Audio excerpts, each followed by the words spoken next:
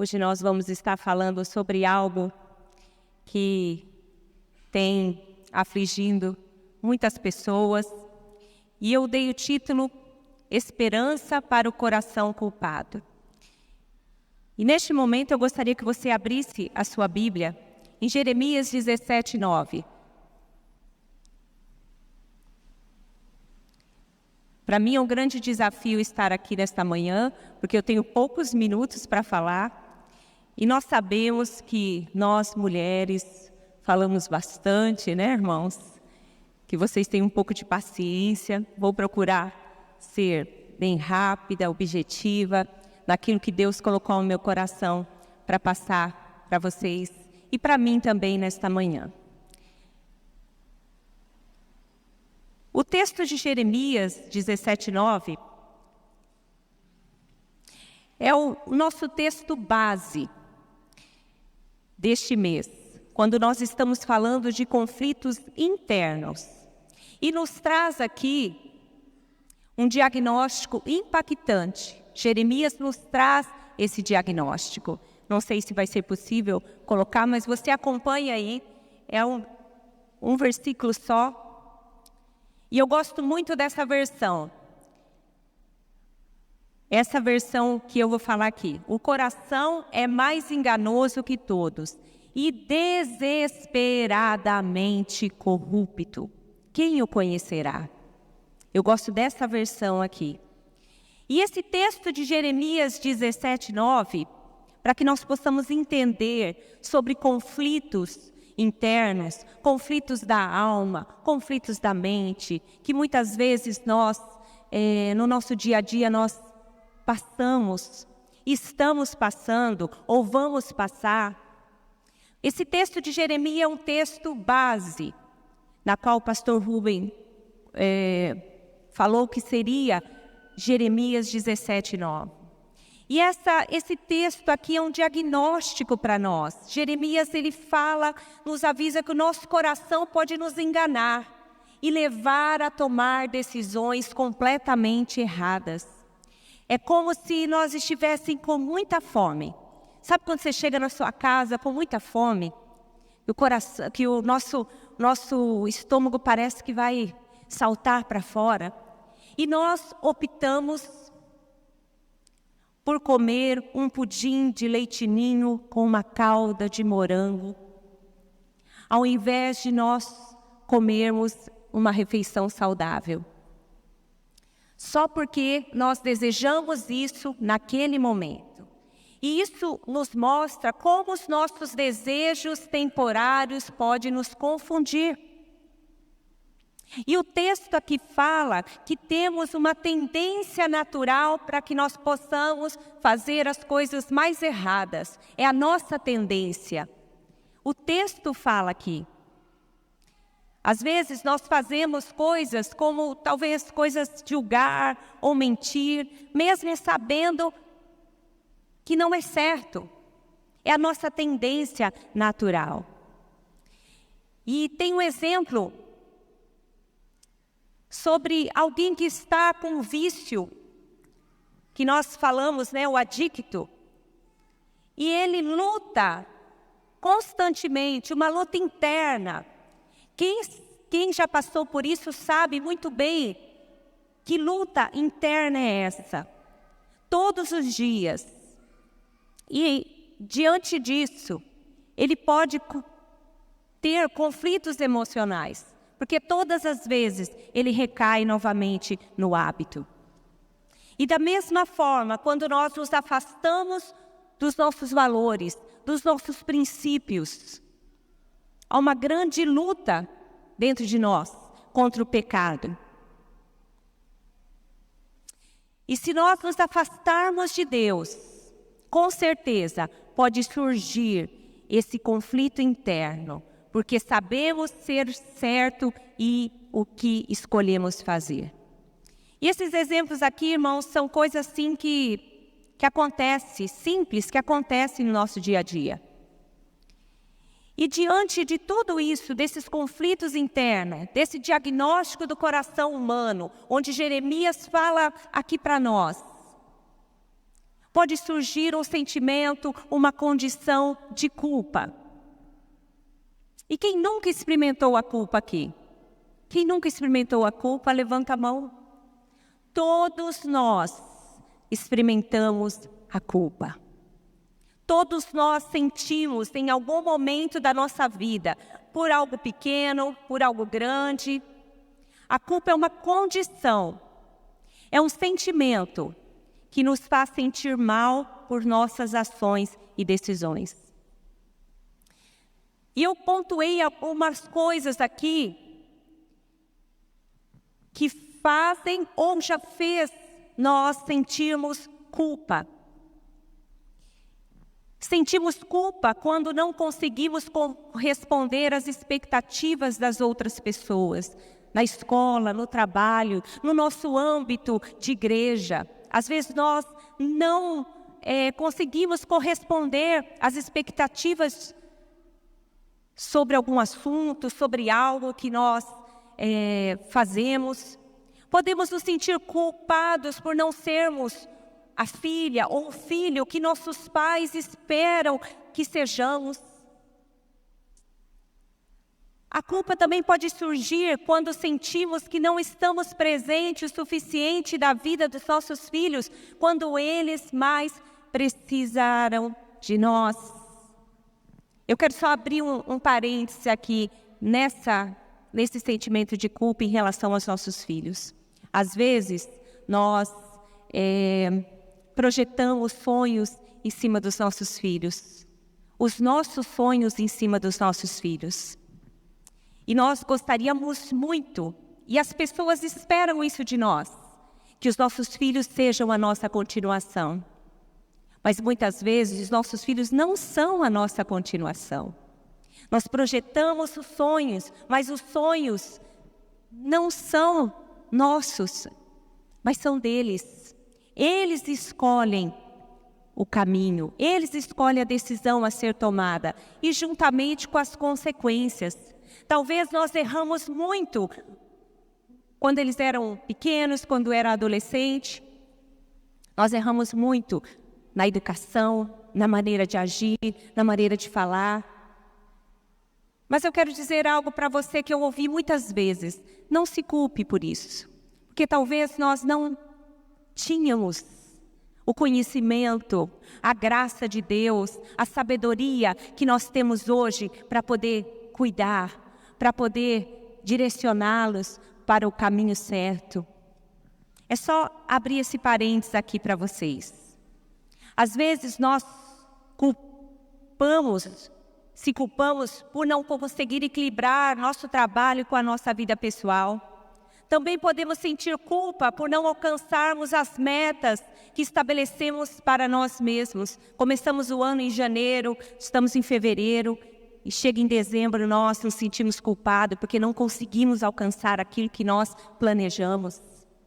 Sentimos culpa por não ajudarmos alguém quando tínhamos chance de fazê-lo. Outra forma de culpa é quando não mostramos gratidão suficiente para as pessoas importantes que tanto amamos na nossa vida. E durante o luto, muitas vezes nós nos culpamos por coisas que fizemos ou deixamos de fazer quando perdemos alguém que nós amamos. E a culpa por um pecado ou pelos erros que tanto cometemos no passado. Nós nos sentimos culpados. E o peso da culpa é muito grande, irmãos. E eu sempre vejo a culpa como uma pedra pesada nas costas, que nós levamos dia a dia. E o sentimento de culpa pode afetar de forma terrível, horrível, um ser humano. Esse peso nos prende ao passado. Nos prende lá ao passado, nos paralisa. Nós falamos que é um drama de consciência na forma de um círculo vicioso. Não conseguimos sair do lugar.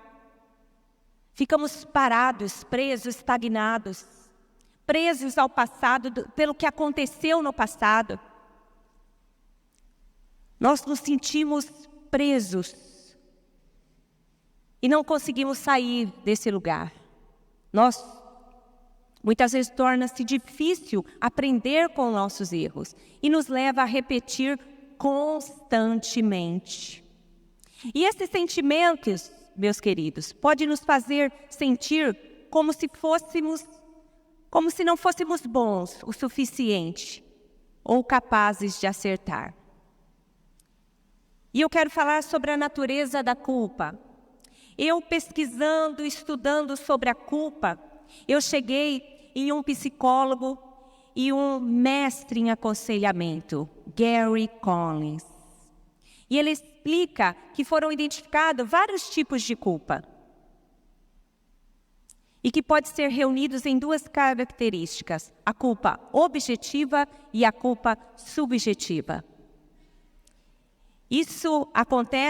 A culpa objetiva, isso acontece quando nós quebramos as regras, mesmo que não sintamos culpa imediatamente. Existem 4 tipos dentro desta culpa objetiva, que é a culpa social, não atender às expectativas sociais.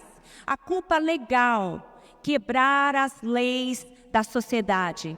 Um exemplo é exceder o limite de velocidade, né, pastor Gilberto? A Avenida Silo é 50.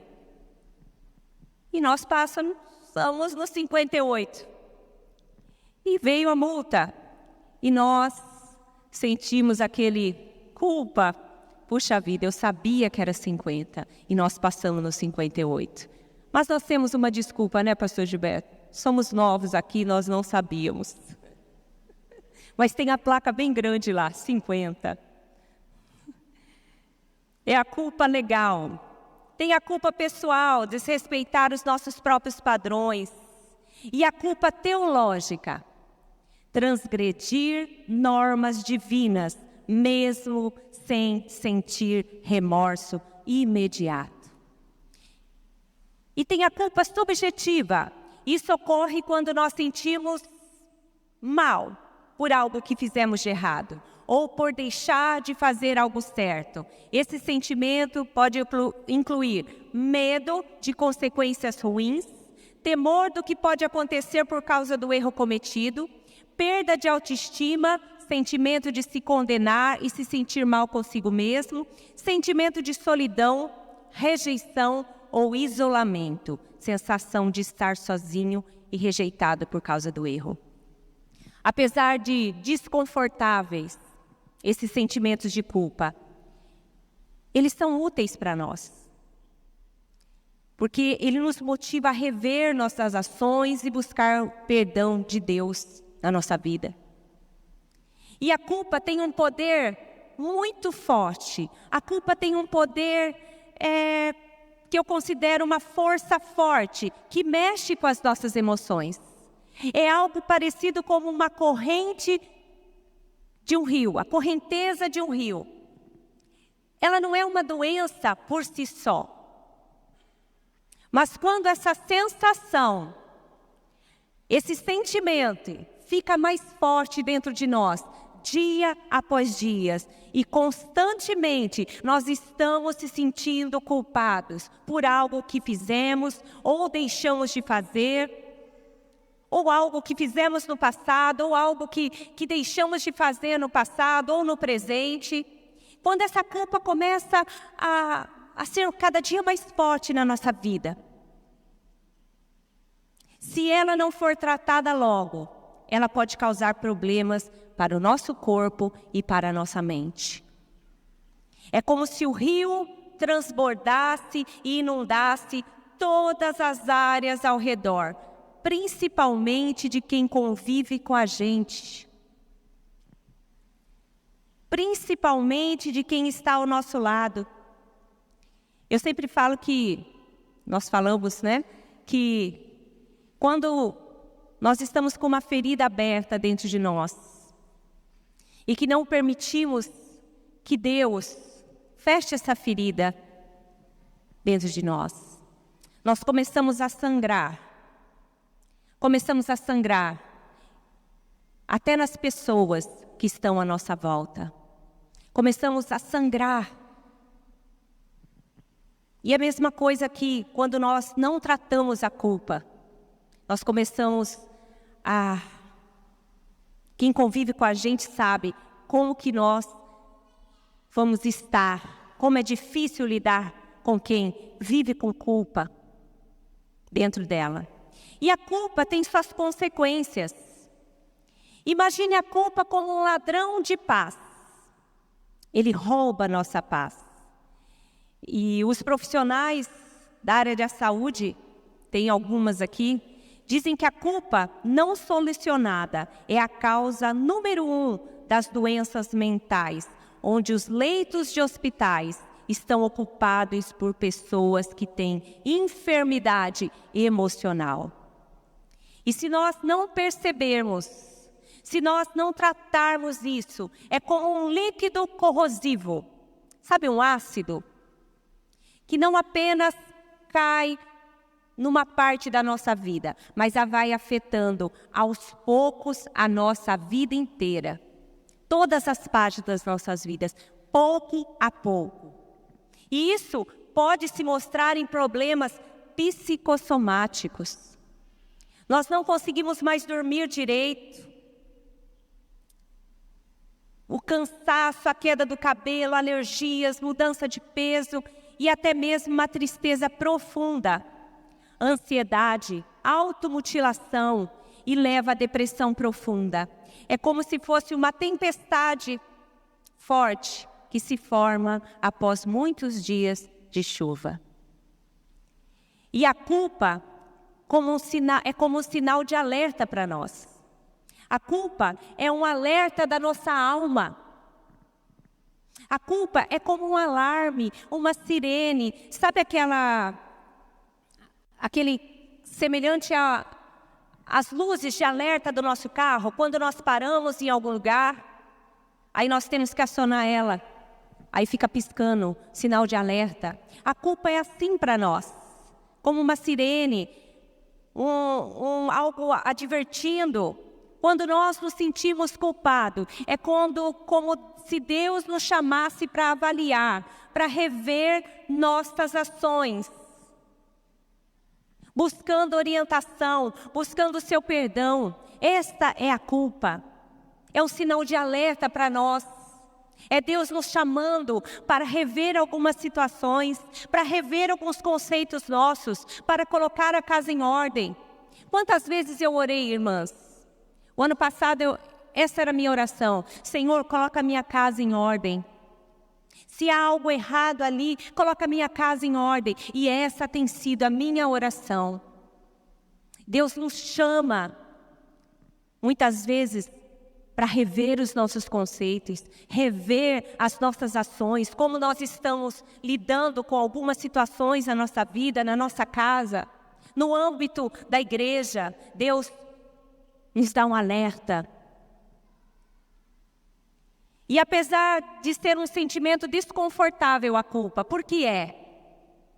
Ninguém gosta de se sentir culpado. É um sentimento ruim, mas ela atua como uma bússola moral para nós, nos guiando na direção do que é certo. E a culpa, meus queridos, não fazia parte dos planos de Deus. A culpa, ela entrou através do pecado. Não fazia parte dos planos de Deus, mas ela entrou através do pecado. E eu não posso falar de culpa sem falar de Davi. Quando eu estava estudando sobre esse texto, eu gostaria que você abra a sua Bíblia no Salmo 51 neste momento. Não precisa projetar, tá, irmãos? Mas no Salmo 51. E nós vamos falar sobre Davi. Eu não posso falar sobre culpa sem falar deste personagem, deste homem. E Deus não esconde as falhas dos seus personagens na Bíblia, as suas fraquezas. De jeito nenhum, Ele nunca escondeu nada. E nem os momentos de culpa desses personagens também. Se nós estudarmos a Bíblia, nós vamos ver que eles tiveram momentos de culpa, tiveram momentos de fraqueza. E no Salmo 51, fala de uma oração de confissão de Davi. Davi confessando diante de Deus a sua culpa. E exprou, ele disse uma frase que eu gosto muito. Alguém pode orar e não ser um cristão, mas alguém não pode ser um cristão. Não pode ser um cristão e não orar. E o Salmo 51 é como uma música antiga e emocionante. Quando nós começamos a ler ele, nos faz sentir o que Davi estava passando quando se sentiu culpado. Sabe quando você ouve uma música e você parece, principalmente daquele cantor que veio aqui, que o irmão gosta muito, você reflete naquele hino, o que as irmãs cantaram aqui. Você vai refletindo, você vai olhando, vai ouvindo a música e você vai imaginando a letra da música. E quando nós lemos este salmo, nós nos sentimos assim. É como uma música triste que nos faz entender sua dor e seu arrependimento. E Davi, ele escreveu esse salmo quando o profeta Natã o confrontou em 2 Samuel. Ele confrontou Davi, ele contou uma história e disse: este homem é você, Davi. E Davi poderia muito bem ter olhado para Natã e ter dito: olha, eu sou rei, você sabe que eu tenho poder para fazer o que eu quiser, você está equivocado. Mas não, a atitude de Davi foi outra. Ele se quebrantou diante das palavras de Natã. E Davi escreveu este salmo aqui, logo depois do erro com Betseba.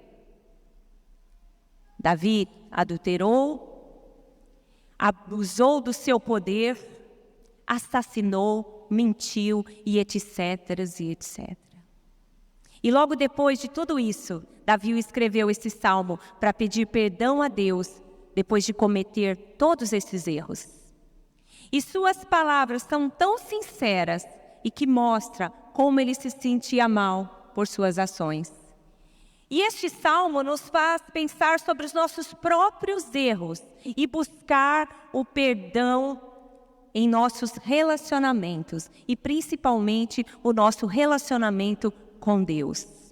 Davi, ele clama a Deus: preciso da tua ajuda, apaga o meu passado, limpa a minha culpa.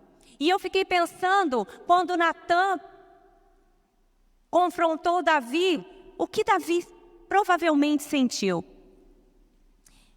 Ele sentiu uma dor, se sentiu mal, uma dor na alma. Mas a culpa, mesmo sendo difícil, ele pode ser, como eu falei anteriormente, como um alerta da nossa consciência.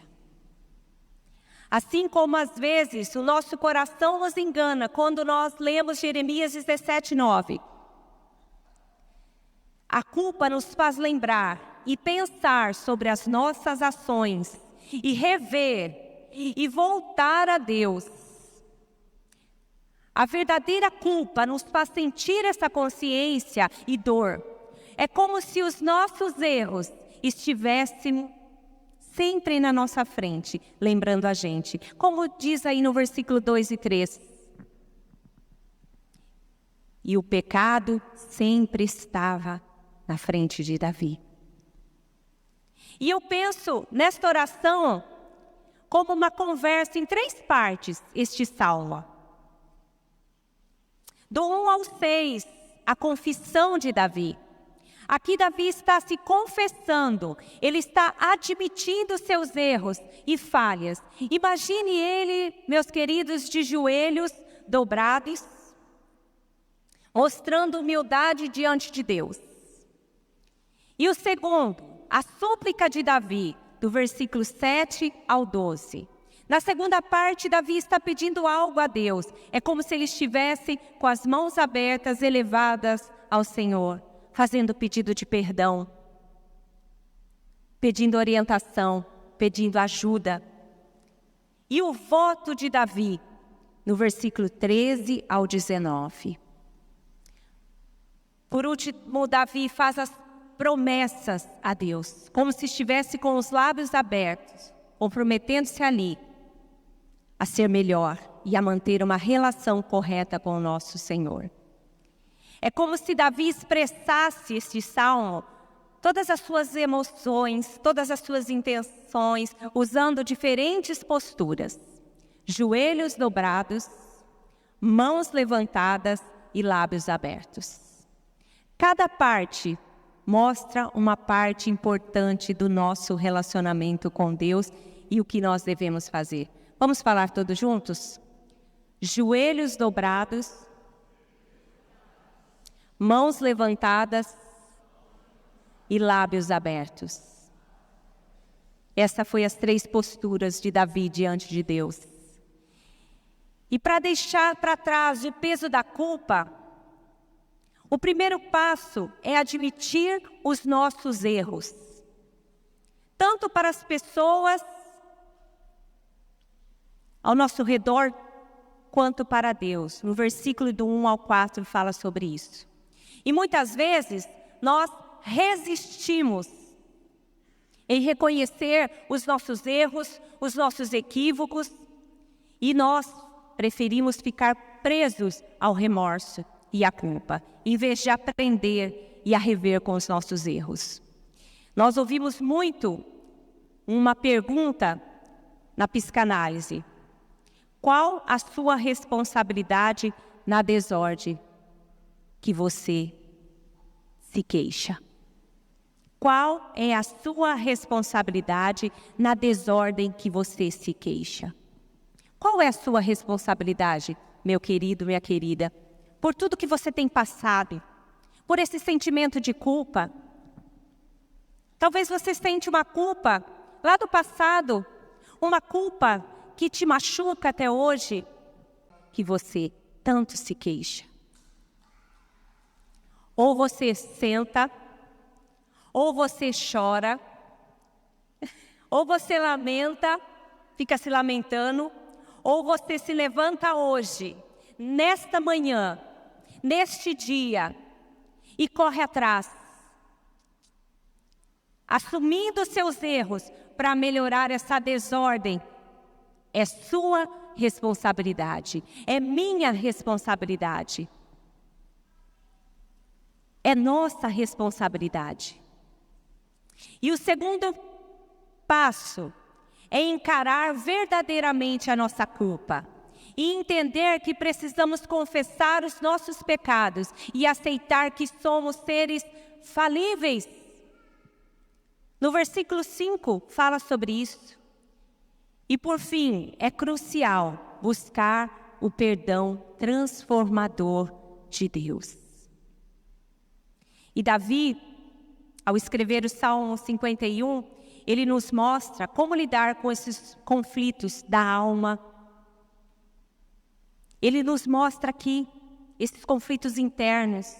E ele admitiu que fez coisas erradas, ele enfrentou a culpa,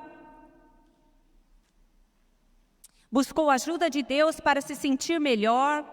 E as palavras de Davi, do Salmo 51, ajudam a entender como superar os nossos próprios problemas e encontrar a paz que excede todo entendimento através do nosso relacionamento com Deus.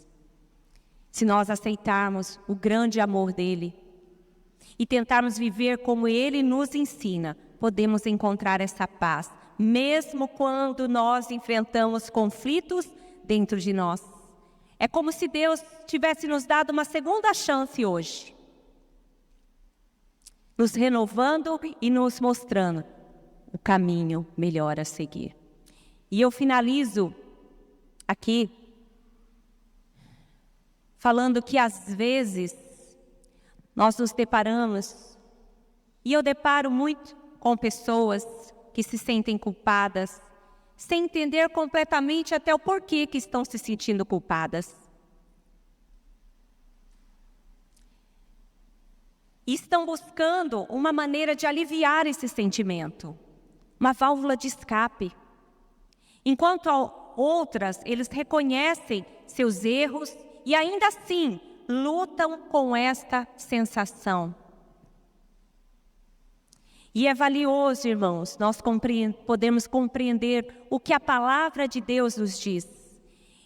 E ensina sobre a moralidade para discernir o que é certo ou errado. Muitas vezes, tem pessoas que passam pela vida de uma forma tão distraída, de olhos fechados, incapazes de perceber a dor dos outros ao nosso redor. E como é importante, meus queridos, nós pararmos, olharmos e ouvir aqueles que estão enfrentando aflitos, aqueles conflitos da alma. Como é importante. Rubem Alves, ele diz assim: toda alma é uma música a ser tocada e ouvida. E a escuta, ela tem as suas consequências. Quando você escuta alguém, tem pessoas que não precisam de mais nada, elas só querem ser ouvidas. Você senta diante delas e elas só querem ser ouvidas. Se você sentar diante dessa pessoa, parar, olhar e só ouvir, elas já vão sair dali aliviadas. Nós falamos que é a catarse, né? E por vezes, as pessoas que chegam até nós já se sentem mal por isso, sem compreenderem o porquê, e temem ser julgada por nós. Quando chegam até nós, elas já vêm com esse sentimento de ser julgada por nós. Mas segundo o escritor David Wong, há mensagens importantes que os que falham precisam ouvir. Você está perdoado. Você ainda é útil. Foi por isso que você caiu. Faça assim para não cair de novo. As pessoas precisam ouvir isso.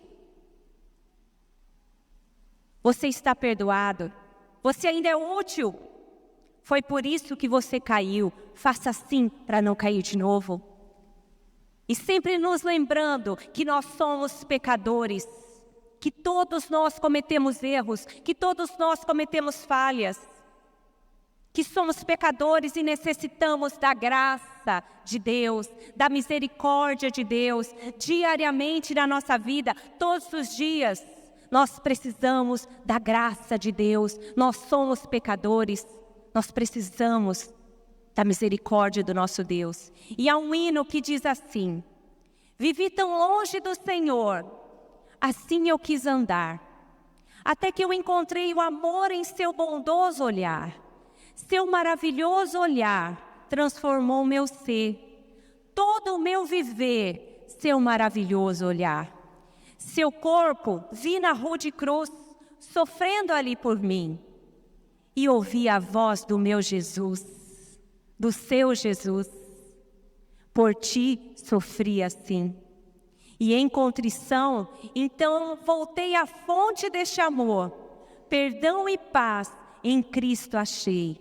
Pertenço ao Salvador. Amém? Como disse, e eu encerro aqui, C.S. Lewis, não podemos mudar o que já aconteceu. Não podemos mudar o nosso passado, o que aconteceu lá atrás. O que aconteceu ontem, nós não podemos mudar. O que aconteceu hoje pela manhã, nós não podemos mudar. Mas podemos começar agora e fazer um final diferente. Amém? Que Deus abençoe a sua vida, que Deus abençoe a sua família.